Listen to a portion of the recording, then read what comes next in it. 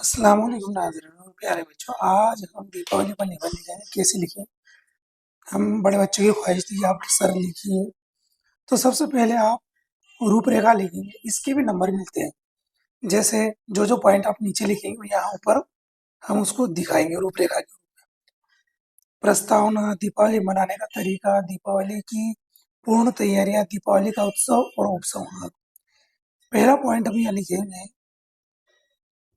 प्रस्तावना।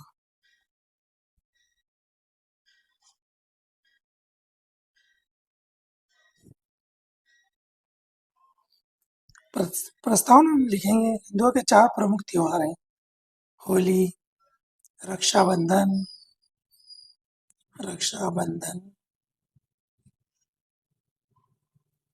दशहरा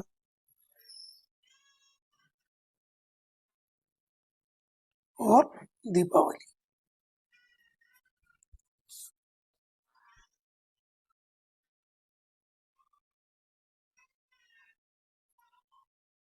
दीपावली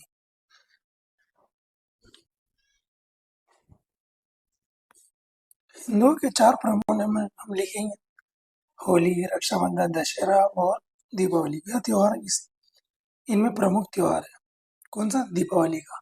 इस त्योहार को कार्तिक अमावस्या के दिन मनाया जाता है। कार्तिक महीने में मनाया जाता है। दूसरा पॉइंट हम लिखेंगे जैसे कि यहाँ पर लिखा है दीपावली मनाने का तरीका। तो हम यहाँ लिखेंगे दीपावली मनाने का तरीका। किस तरीके से मनाया जाता है? तो कहा जाता है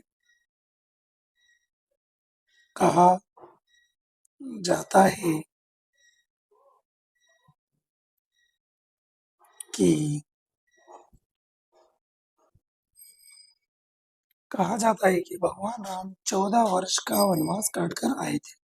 है ना? हम यहाँ पर लिखेंगे वर्ष का।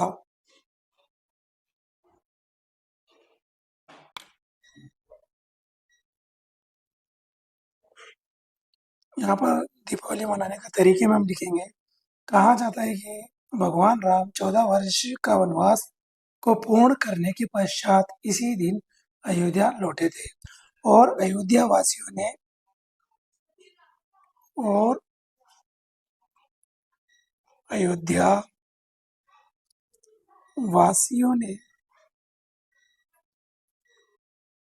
ने उनका स्वागत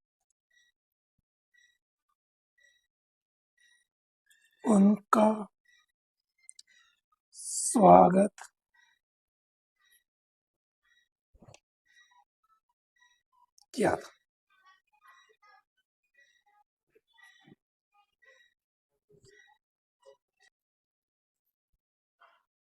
कहा जाता है कि भगवान राम 14 वर्ष का वनवास को पूर्ण करने के पश्चात इसी दिन अयोध्या लौटे थे और अयोध्या वासियों ने उनके स्वागत दीप जलाकर फूल मालाओं से किया था। ऐसा लिख देते हैं, स्वागत किया था। तभी से प्रतिवर्ष यह त्योहार उत्साहपूर्वक मनाते चले आ रहे हैं। ठीक है, हम इसे दीपावली मनाने के तरीके में जोड़ सकते हैं बातें। तीसरा पॉइंट हम लिखेंगे दीपावली की पूर्व तैयारियां। हम दीपावली की पूर्व क्या कौन कौन सी तैयारी करते हैं हम ये लिखेंगे। थर्ड पॉइंट में लिखेंगे दीपावली की पूर्व की जो तैयारियां होती हैं वो कैसे करते हैं हम। इस त्योहार के कुछ दिन पूर्व से ही लोग अपने घरों को, दुकानों को रंग रोगन, साफ सफाई प्रारंभ कर देते हैं। ठीक है, नए कपड़े, पटाखे और मिठाइयाँ खरीदते हैं।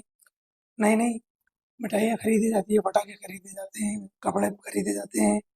घरों में नए नए व्यंजन गृहिणियाँ बनाती है, यानी कि अपनी मम्मी पापा उनके इंतजाम में लग जाते हैं। घरों में नए नए व्यंजन गृहिणियाँ बनाती हैं और बच्चों का उत्साह देखते बनता है। यहाँ पर लिखेंगे बच्चों का उत्साह तो देखते ही बनता है। चौथा पॉइंट, फोर्थ पॉइंट को हम लिखेंगे तो क्या लिखेंगे? जैसे यहाँ लिखा हुआ है दिवाली का उत्साह। हाँ, दिवाली का क्या उत्साह? यहाँ लिखा हुआ है दिवाली का उत्साह।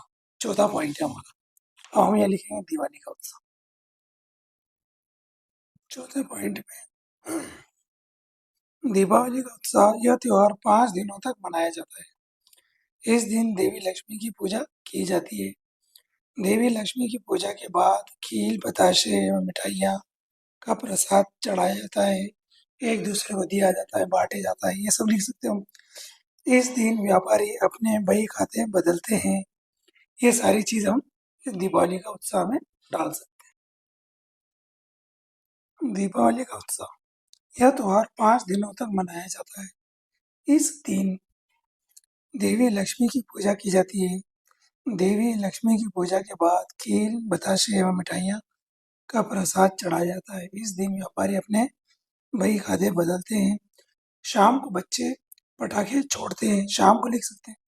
शाम होते ही असंख्य दीप जगमगा उठते हैं, है ना? मिठाइयों का आदान-प्रदान किया जाता है, एक-दूसरे को मिठाइयाँ आदान-प्रदान करते हैं।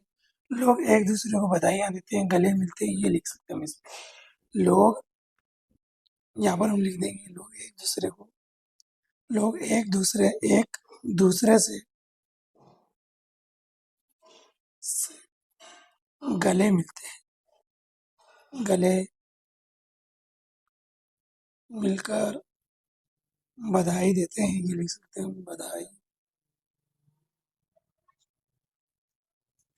देते हैं। 5वां पॉइंट लिखेंगे हम उपसंहार। क्या लिखेंगे?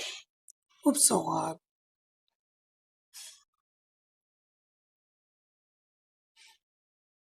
तो हम क्या लिखेंगे इसमें?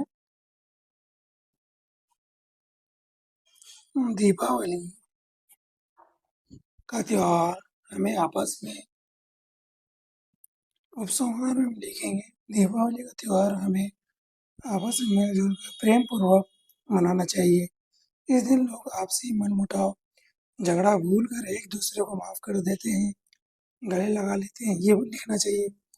दीपावली के त्योहार को व्यर्थ दिखावे से बचाकर पूर्ण श्रद्धा एवं उमंग से मनाना चाहिए, ऐसा हम उपसंहार में लिख सकते हैं।